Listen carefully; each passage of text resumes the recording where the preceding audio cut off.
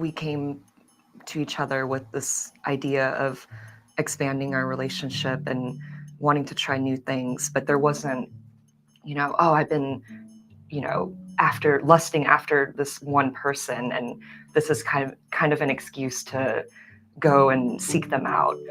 So I'm glad neither of us had that, because I think it would have caused a lot more problems, and it would have been harder to kind of navigate with that as the first event. Well, there was that comedian.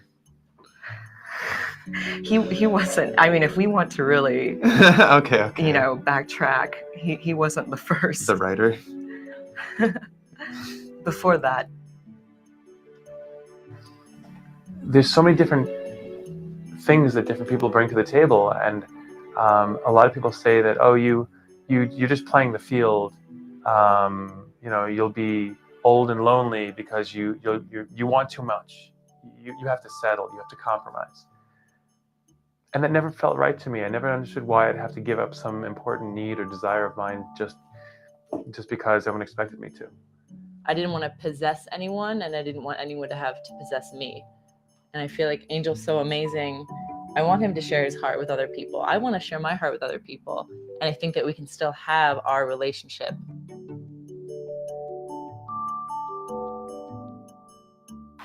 To me, it's freedom. Freedom, and still being able to have a foundation of a partner, is wonderful. So you can have your cake and eat it too, as long as your communication is always above board, always honest with your partner, always respecting the connection and friendship that you have. To me, I wish I'd learned it when I was younger, because that level of honesty translates into so many other different departments of my life now. Like, wow, I'm not afraid to tell the truth now or be honest. I don't have to keep anything for fear of hurting someone or trying to get over. My major experience with polyamory was as like a day husband to a married couple that had 2 daughters, and that was my first experience with an open relationship and letting go of a lot of traditional things, insecurities mostly within myself, and also understanding a different dynamic of feminine sexuality. We've always been told that there's this one way of being with someone, and if you detract from it, it's not right societally. But if it's right instinctually.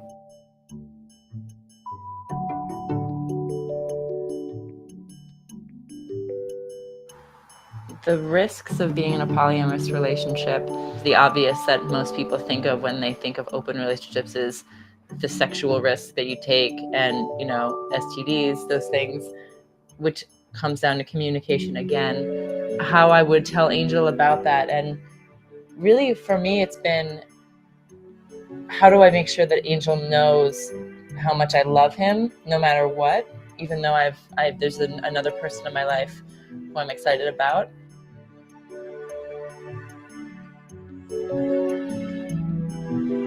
Compersion means excitement or happiness in the excitement or happiness of someone you care about. In a poly context, compersion is when she tells me that she had a great date and she's all excited.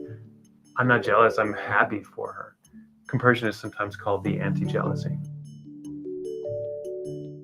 I have metamours that she gets along with great. I have metamours that she is dating, so then it becomes a triad. There's people in my life that she doesn't get along with, and that's normal. Polyamory is not an instant solution for every problem, and it's not for everybody. Caleb met a woman from the internet, and everything seemed cool. She was new to poly, and they really hit it off. And I was a little jealous for sure, and I had to reassure myself, reminding myself of NRE and trying to, feel happy for Caleb. And I remember telling him about my concerns and, just kind of wanting to take a step back maybe try to get to know her more, because that would allow me to be less jealous. And so Caleb, brought up the idea of having dinner the three of us all together. And he told me her response, and I was so hurt by it because she said that it would repulse her to have dinner with the three of us. Yeah, it was unfortunate because you want to hope that people will come around and not be repulsed by your relationship with your primary partner, but it doesn't always happen that way. I suppose the difference between polyamory and something like swinging is that polyamory is more about being open to new romantic relationships and emotions, scary emotions. Good evening, everybody, and welcome to another episode of Speak Your Mind. Wherever it is that you're watching us now, on the other side of your screen, we thank you for giving us the opportunity to be here. And we have our topic, monogamy versus non-monogamy. In other words, will you accept being in a relationship just with one person or with two people? And even the question right there, time-tested stability or a path to freedom? I'm not by myself, but I have here with me Lupita. Lupita, how you doing? And first and foremost, with this show, it comes to mind Will Smith and Jada Pinkett Smith. So shout out to them. How you doing on this evening? I'm doing really good, enjoying the weather, right, because it's been getting cold. But we have our program today with a very interesting topic, and we have our poll. So you could definitely scan the QR code that's going to appear right there so you can cast your vote. We have two options. You can definitely vote within you can't have two meals at once, right? And we have the second one, which is sharing is caring. So cast your vote, and we're going to be showing at the end of the program the results. Having two meals at once. When you start to think about it, it doesn't seem like a bad thing. But you can definitely let us know. You can give us a call if you want, 877-785-8700, or through WhatsApp, 437-233-9815. I think we already have somebody who called us. We have Jocelyn, if I'm not mistaken, on the line. Let's see if we can connect her. Ms. Jocelyn, can you hear us? Yes, I can hear. How you doing, Ms. Jocelyn? Good evening. Good evening. I'm doing well. Hey, good. We're asking everybody, well, you're actually our first caller, about what they think about monogamy. In other words, being in a relationship with one person, or do you think a non-monogamous relationship is the way to go? In other words, like I said earlier, Jada Pinkett Smith would call them entanglements. In other words, being with more than one person while being in a relationship. What's your opinion on that? Speak your mind on that a little bit. I think that you cannot. I think that you cannot have a relationship with more than one person, because I feel like at the end of the day, we all, when we start a relationship, we want to be exclusive to that person. But when you have like somebody else there, that okay, I have to share, or I have to, that person's gonna have to spend time. So it's like, I don't think it's a good idea to have a relationship with multiple people, because at the end of the day, I think that one or the other will get hurt. Now, there was a certain person who said the following: no need to be greedy. I got enough to feed the needy. Do you agree with that? Do you think that it can work? Do you think somebody is able to be in more than one relationship, or even the relationships that already have more than one partner? I know it's not something that you agree with, but how do you think they work their schedule, or how do you think they work a relationship like that? I think that because to them at the moment, they have an open mind to the situation. So I think they're more willing to work things out and make an actual schedule to say, okay, you spend time you have these days and I have these days. I have Monday, Wednesday, Friday. You have Tuesday, Thursday, Saturday, and Sunday. Yeah. And, but I feel like at the end of the day, for them, it could work for some time. But at the end, like I said, someone will get hurt. There will be a problem eventually when they have this type of relationships. Perfect. Thank you so much, Ms. Jocelyn, for speaking your mind. Have a good night, okay? Thank you. Have a good night, Pat. Take care. Lupita, there you see it right there. Somebody who doesn't even think in the long run it's something that's going to work. In a little bit, we're going to be reading more comments with people who have to say. And you can watch us right now on Tuber here in Canada, Facebook, YouTube, Speak Your Mind Canada, Speak Your Mind on Facebook also. But we want to show you now a video that is speaking about non-monogamous relationships that are on the rise. So if you say, I think a non-monogamous relationship is working, pay attention and we'll be right back. So this morning we're talking about love and commitment without monogamy. Shortly we're going to meet a married couple who each have a long-term lover, and all four of them are friends. And we're also going to speak with a woman who tried an open marriage with her husband, but it did not turn out so well. But first, are monogamish relationships on the rise? And are they more common today than they used to be? Dr. Terry Conley is an associate professor of psychology at the University of Michigan. She has studied sexuality for the past 7 years, and her findings may astound you. And Dr. Stephen Snyder is a professor of psychiatry at Mount Sinai and the author of Love Worth Making. He's got years of experience working with couples in all sorts of relationships. Welcome to you both. Thank you. All right, so you say don't shoot the messenger because you've been studying relationships for a long time, including non-monogamous ones. First of all, let me ask you, because I know monogamous couples don't always react well to your data. Data, I say. First of all, levels of happiness, the same in a monogamous couple versus non-monogamous? Yes, and I want to emphasize that there's nothing in my research that suggests that people who are monogamous should try to be non-monogamous if they don't want to. But yes, I generally find that people who are in consensually non-monogamous relationships are actually just as happy as people who are in monogamous relationships. And is it true they're less jealous generally? Yes. So although I often hear people say that you absolutely have to be monogamous because people can't handle jealousy, we are finding that people who are in consensually non-monogamous relationships actually report less jealousy than people who are in monogamous relationships. That's so, I mean, that wasn't the case in our opening guest's case, but I guess it goes, person by person basis. Well, and I should say that people in consensually non-monogamous relationships do experience jealousy. It's not that they don't, but they learn to manage it. And so they can deal with it. Why would they be less jealous when they know their partner is sleeping with somebody else? Yeah, that's a great question. I think one of the things is they come into the relationship as being less jealous people to start off with. And that's probably one of the reasons why this type of relationship is appealing to them. So that's one of the reasons why I say this isn't for everybody. No, because it's like in the commercial break, I asked the audience, like, who would consider doing this? And every woman in the audience was like, right? So Dr. Snyder, what do you think? I mean, is this on the rise, this sort of choice? It's a great question. I'm a sex therapist, so people only come to see me when they're having problems, and usually after nothing else has worked. So I see the people who are really having problems. Yeah.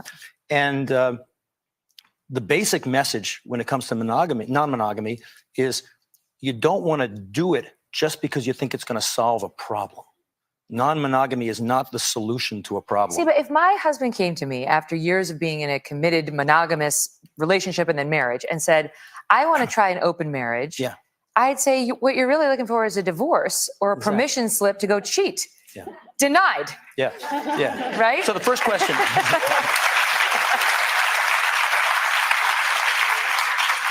One really common situation that I hear is one person, usually the guy, wants a non-monogamous relationship, and the woman has the exact reaction that you. So she kind of gets hounded about it, and that never works. But let's say that both people are thinking about it. So we're going to walk all the way. Both people are thinking about it. The basic question is, are you happy together? Because if you're not happy together, it's usually a mistake to open up the relationship. I always say, but my brain is stuck on that because I feel like if you are happy together and you're in a monogamous relationship, then you don't want to go sleep with other people. That's not always true. Is that wrong? That's not always true. Some people can be happy together, but they're not particularly jealous souls. They're people who are kind of built for more expansive relationships, because there are a few people who are like this. But the problem that a lot of these folks face is they are a minority, right? So you have to be okay with being a minority, because while your data suggests folks can be very happy in these relationships, it's not very well accepted.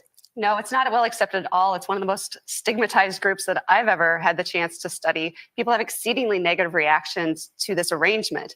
And a lot of times I think it's not about the people themselves, but the people who see this feel threatened. They feel like this reflects on their relationship or their choice to be monogamous, and it really doesn't. Well, or they're worried that their spouse is going to bring it home as a suggestion to them. That's possible too. Because it's, you know, when you enter into a marriage, there's a covenant, there's a deal. It's like you struck the deal, you sign on to the deal, you sign on the bottom, that's it. The deal is done. Don't go back and try to renegotiate, right? And we don't want that. Those of us who have chosen monogamy don't want anybody questioning that or throwing doubt into that. But these couples it's no comment on us. No, they're not trying to convert anyone. With my data, I'm never trying to convert anyone.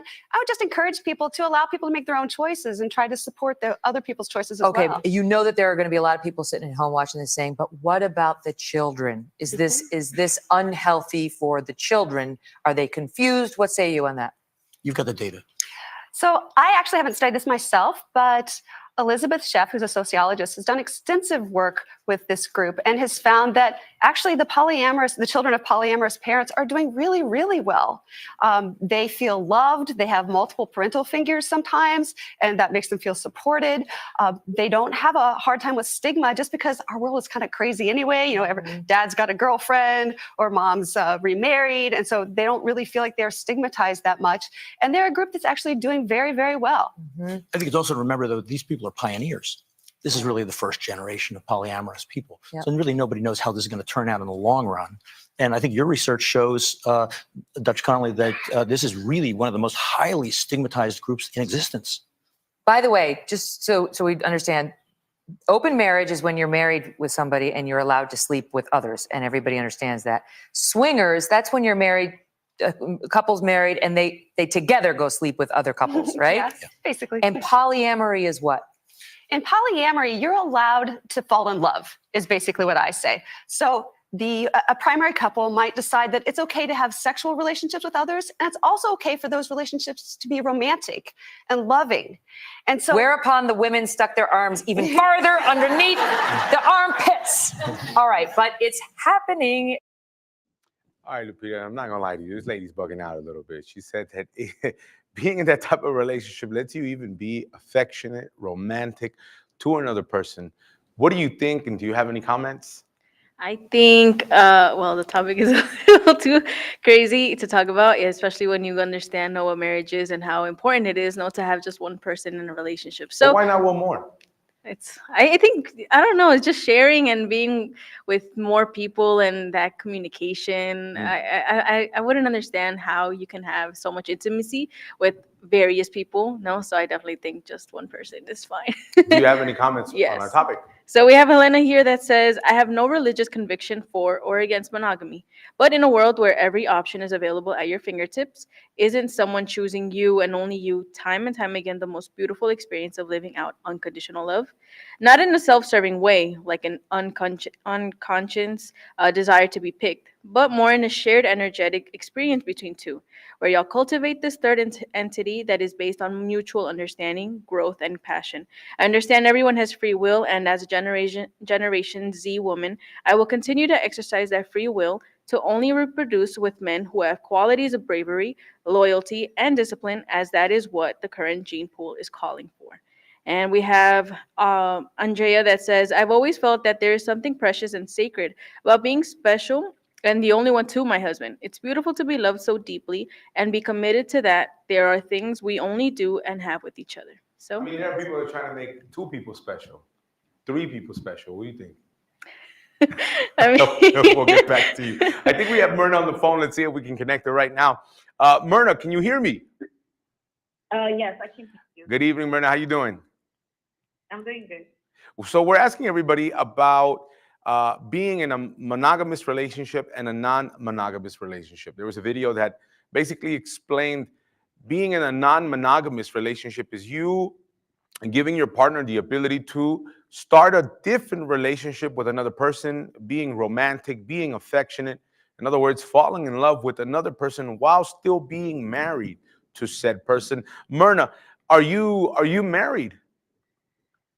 Yes, actually, I am married. How many years? Only one person. How many years? 15 years. 15 years. Yes, 15 years. Are you in a non-monogamous relationship? How many people you married to? No, I'm only married to one person, to only one man.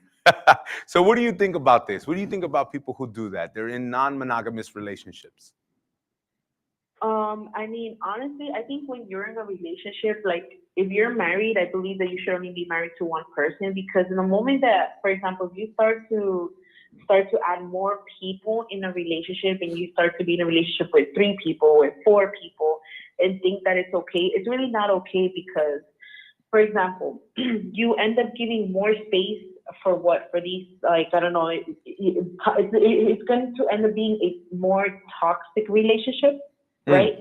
Because you're gonna give space for jealousy, you're gonna give space for hatred, you're gonna give a lot of space for all of that. It's going to affect you in your relationship with your partner, you know. So I think a person being in a relationship with more than one person, like it should only be the partner. It should only be 2 people, not 3. I don't agree with that, you know. Now, Myrna, you said that one ends up giving space to hatred, resentment, jealousy.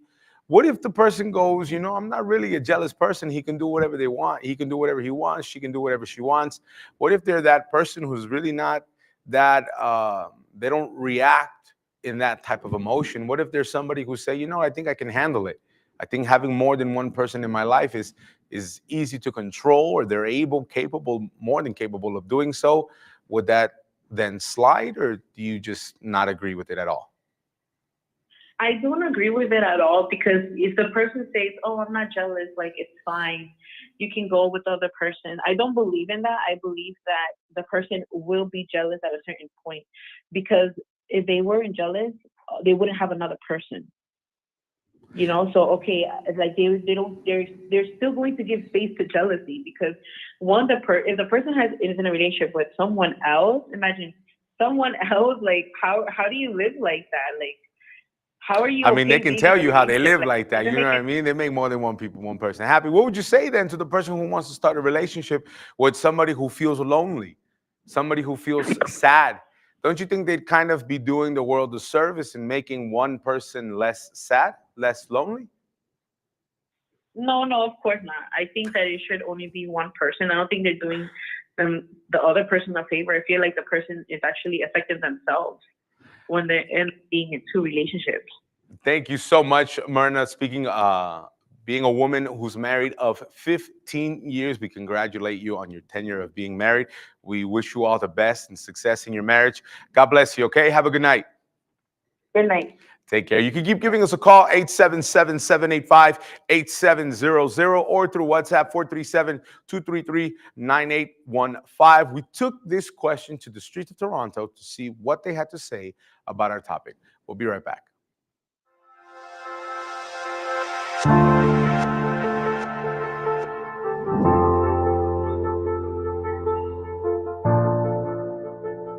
How would you describe monogamy? Something imposed by religion. It's the choice to spend your life with one person. What do you think are some of the key benefits of non-monogamous versus like monogamous relationship? Neither. I don't think that humans evolved from animals, I don't think there are no benefits from neither one way or the other. It's just the way that the society works. I guess more freedom to speech, better communications within the couples, and just the fact of, I don't know, be able to fulfill whatever you want to get. I think it depends. Like both people need to consent to it, and if you both decide that like monogamy is not for you, then that's, I think it's fine. There's no problem with it. Both parties need to consent. Yeah, I don't think there's any pros or cons. It really just depends on you and what you prefer. I don't think that there's nothing best or worse, neither to be monogamous or not. Like everybody's different, and I don't think that humans are meant to be monogamous. What do you think are some of the challenges in our society for non-monogamous people? I guess like the fact that church has been always have so much opinion about monogamy, and it doesn't allow other options to flourish, I guess. Well, the society itself is the challenge, I guess, right? I'm in a relationship, right? But I think the society, the religion, all of that is what it dictates or what it tries to dictates, right? But I make the challenges for the people who decide to follow non-monogamous relationships. But there's not really any benefits or the opposite. I mean, any relationship is difficult, like friendship or, parent-child relationship. It really depends on your experience, your trauma. So, I mean, there's challenges with monogamous or non-monogamous. And it's really just about communicating with your partner, communicating with whoever you're with, and yeah, it's really just about communication and consent. Like, you guys just really have to talk through things if you're having issues, and it's like that with any relationship, right? One relationship and one person is your ability, because the great one above gonna hate you if you do that. But all of us make mistake. I make mistake too. I make a lot of mistake, but I try to correct them now with the two hands. You see, you bring the two hands together. God bless us all. Is entirely world to be safe for others.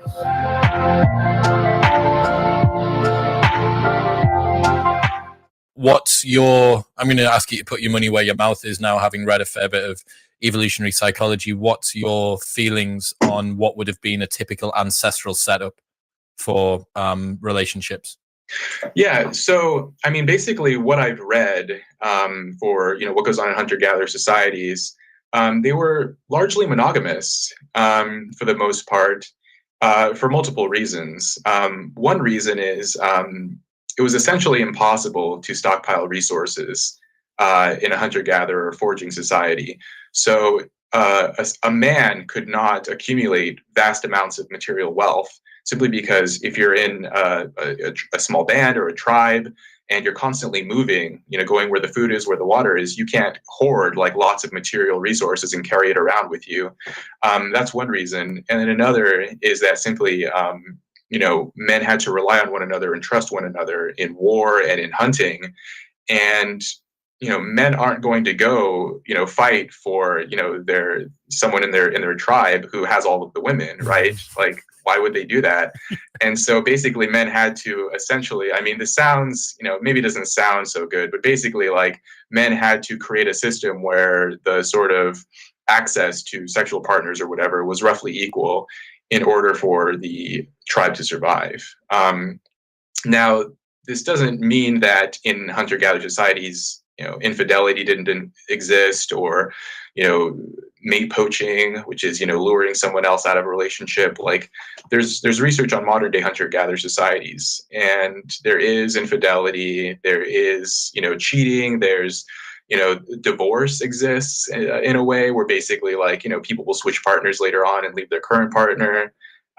So there's all of the things, all these things that are sort of recognizably parts of human nature. But, polygamy and its variations didn't appear to exist until the rise of agriculture. Once people were able to sit in one place and stockpile resources, the invention of money, the ability to have, to command large armies and so on, those things didn't come until after the advent of agriculture. But in small bands, they were mostly monogamous, is my understanding. But often the question is, are we naturally monogamous? Are we naturally promiscuous? What are we? And the answer is we're kind of both. There is no, universal template for human beings. It looks like in terms of stability, monogamy is the best. Both, maybe modern society and also in foraging societies. But, people still do have urges, and people want to, have more than one partner.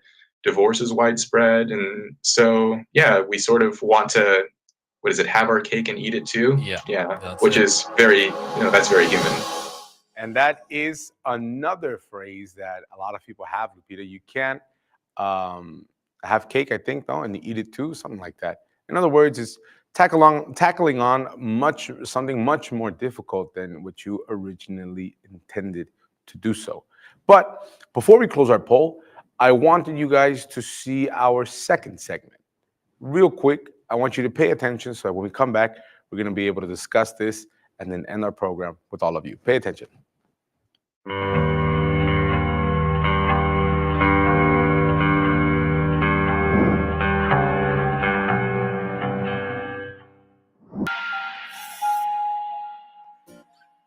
It seems quite plausible that polyamory is going to be the next sexual minority rights movement. Currently, of course, marriage is defined in strictly monogamous terms, and there are some polyamorists who said that this is unjust and that their relationships should be legally acknowledged in the same way that monogamous people's relationships are acknowledged. But I think that there is a risk of rejecting the monogamous model. Proponents of polyamory would say that in our species history, the most common mating model has been the polygynous model. So when you have one male having multiple female partners, that's about 80% of cultures on the anthropological record have been polygynous. And then the remaining 20% have been monogamous. The monogamous model is the unusual one. We now have very different material conditions in all sorts of ways. We have the pill. We have ways of treating sexually transmitted diseases. We have technologies like the internet, and therefore, why should we be beholden to the mating structures of the past? This is a brave new world with all sorts of new possibilities. I think the problem with that defense of polyamory is that it overestimates the extent to which we are really capable of controlling our Stone Age brains. Our brains have not kept pace with the technological change that we've seen. We still are basically adapted to the lives of our hunter-gatherer ancestors. That puts a fairly hard limit on the extent to which we can completely design utopia on the back of an envelope. Salt Lake City, Utah, and the home of Dr. R.C. Allred, fundamentalist believer in plural marriage, the practice and preachment of polygamy. People are free to experiment with all sorts of mating patterns, including polyamory. For some individuals, that's good. In terms of the whole society, though, women and children in particular, the monogamous system is much preferable for all of its flaws. Monogamous America waits for the answer to the question, how many wives? Monogamy makes societies more stable, more peaceful, more prosperous. You can compare this quite directly by looking at certain countries which have both monogamous and polygynous systems operating in tandem, and you can see that there are these differences.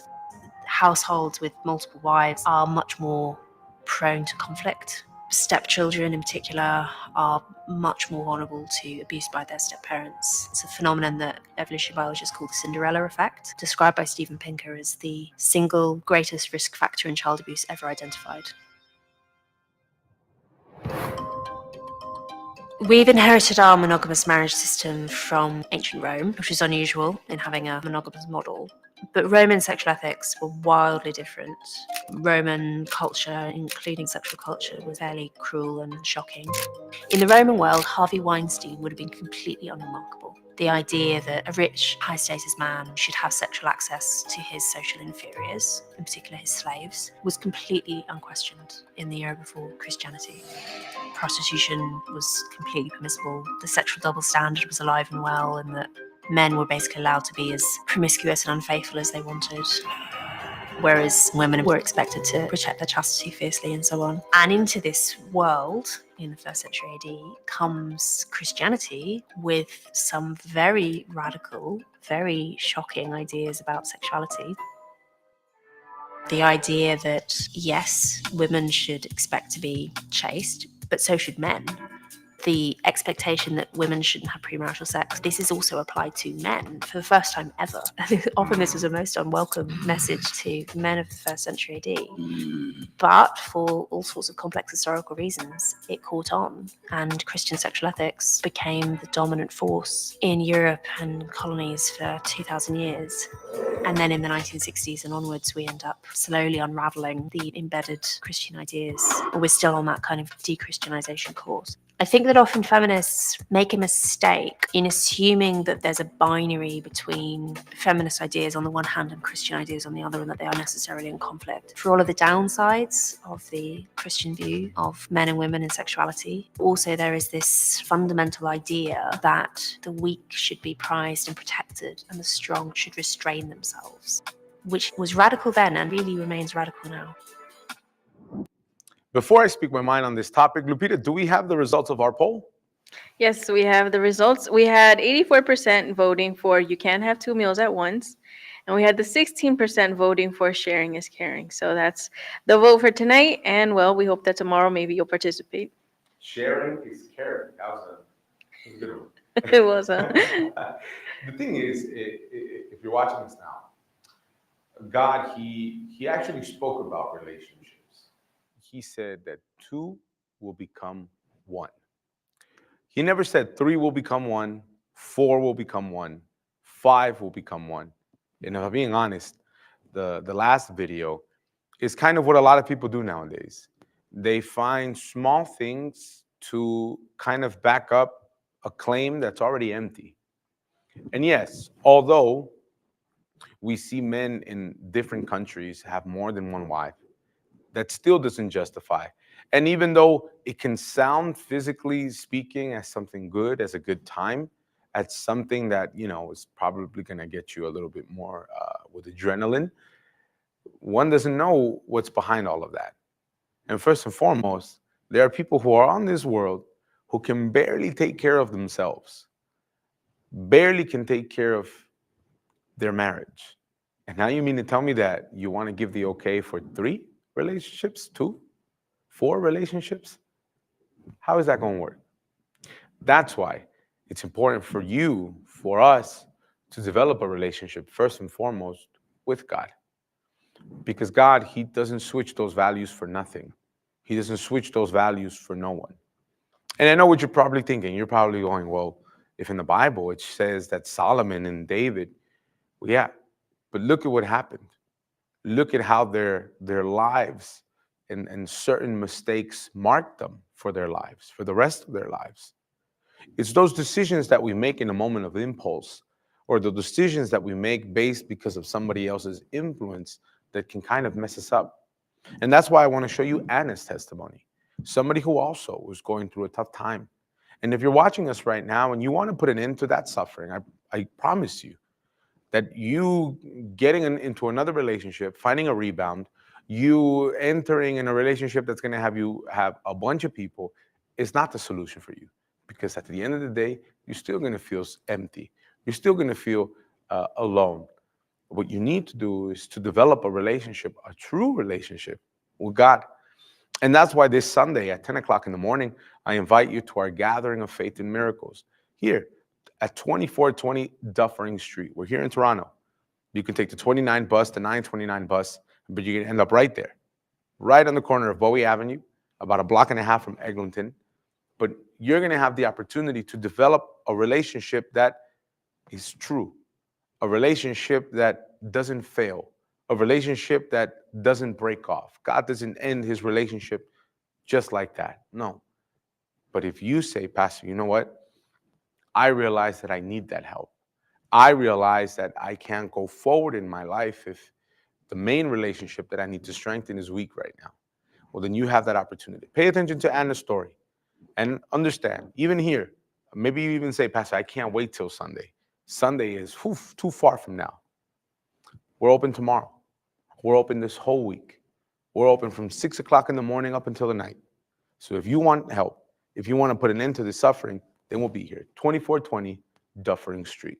Watch Anna's story, and God bless you. All these voices. Nothing but a traitor. What are they doing in here? What do you want's not even a real job. I can do this.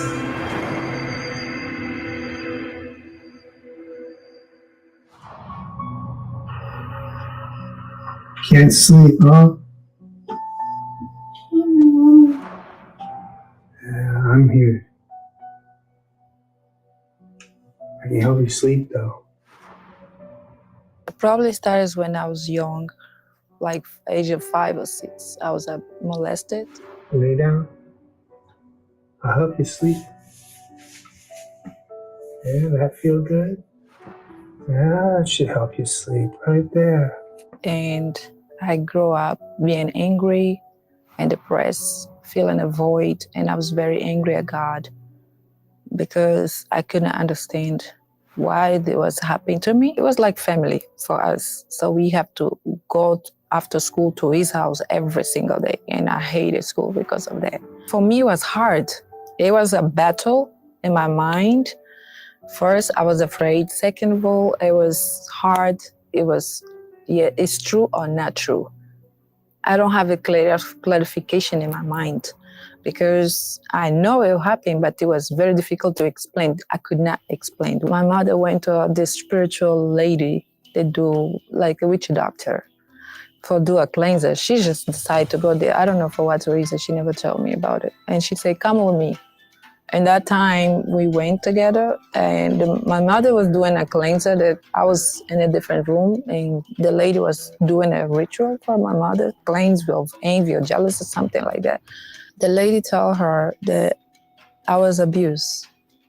I revealed it to my mom from that time because she never knew, I could not tell.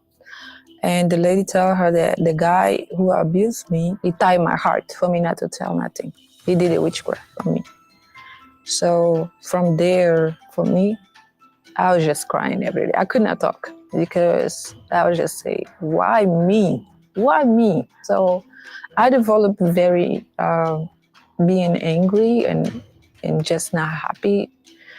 I was eating food, but I feel like somebody was inside of me. Every time I eat the food, I feel empty and hungry and angry. But I was not angry to people. I was angry in myself and angry to that. And seeing my father dead, seeing my mother crying every day, it was hard to me to understand because my father used to work for the government and we used to have a life, like a prosperous life. And when he died, everything just turned upside down. So for me, I was angry at God because I was in my head, it was like, why couldn't you protect me from there? In my mind, I was dealing, it was deep depression that I don't want to leave. I was so angry. And I have this suicidal thoughts to throw myself, but I never threw myself because I was afraid to jump and then I will not die and then I'll be paralyzed. So I never throw myself, but I have that desire. Inside of me, I know that I have a greater purpose because it was not possible that somebody just leave to suffer. It was a long time until my friend invited me to the Universal Church, and then I started understand why I was going through all that. That, it was not God.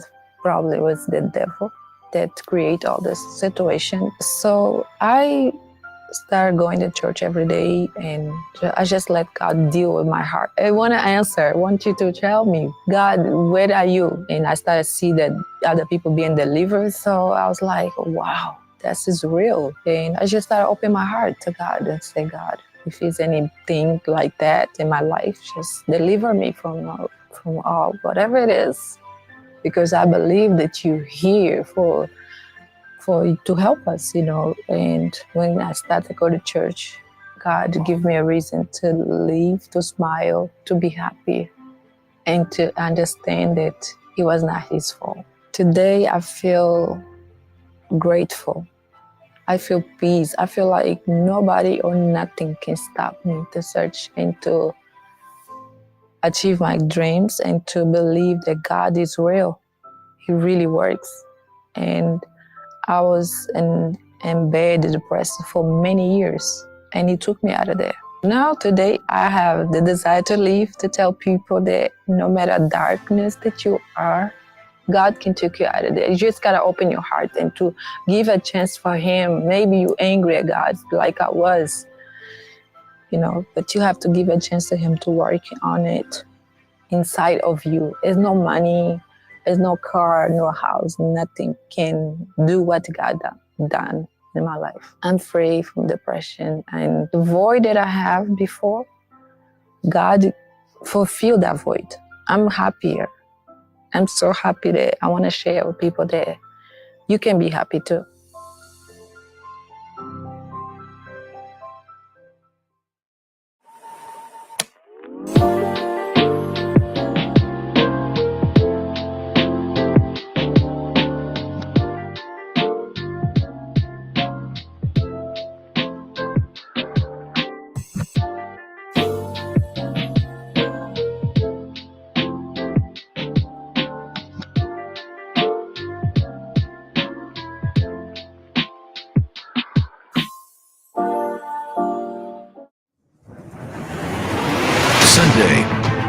7 prayers.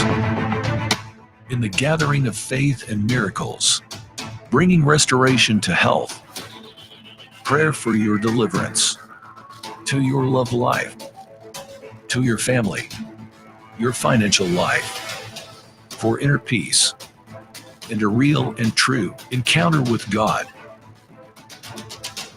There are 7 prayers that will impact your life and destroy all your troubles, bringing new life in every way. Sunday of the Gathering of Faith and Miracles. Sunday at 10 a.m. 2420 Dufferin Street, 1 block north of Eglinton Avenue, and at every Universal Church in Canada.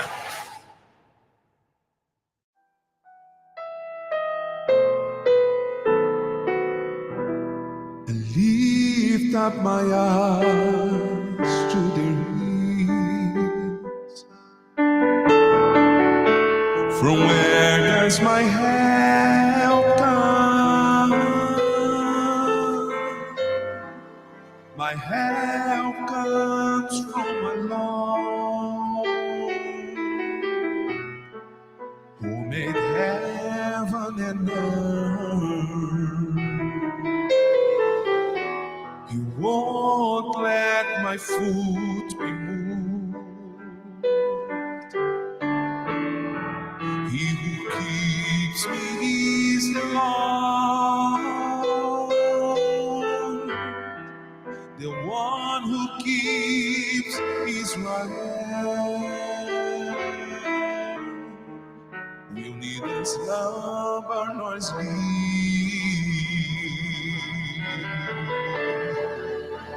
The Lord is my